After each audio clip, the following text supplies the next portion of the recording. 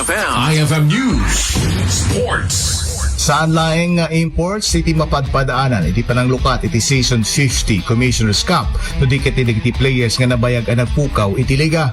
Dagitoy ket na Greg Slaughter kalpasan ang pagtulagan iti Titan Ultra ti dati nga Northport bayat nga formal met iti panagsubli ni Mikey Williams iti baro a team na nga Converge. Malagip nga 5 atawan nga nagawan iti 7-footer nga ni Slaughter nga nagtalened iti playing rise iti Northport sakbay aginatang ti Titan Ultra.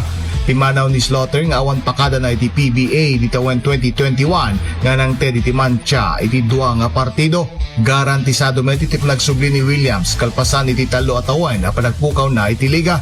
Naudi nga nagayayam iti PBA ni Williams iti tawen 2023 iti nagarian iti TNT iti PBA Governors Cup ang nakagunudon na iti may kadua nga Finals MVP Award daytoy ngem saan nga clear iti barong a kontrata na iti tropang giga.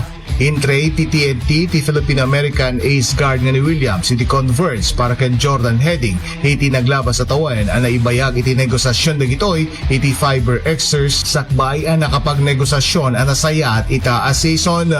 Mangrugi iti second conference iton Marso 11 aldaw iti Miyerkules. Para iti IFM Sports, dahito ni Idol Joey C. Tatak IFM.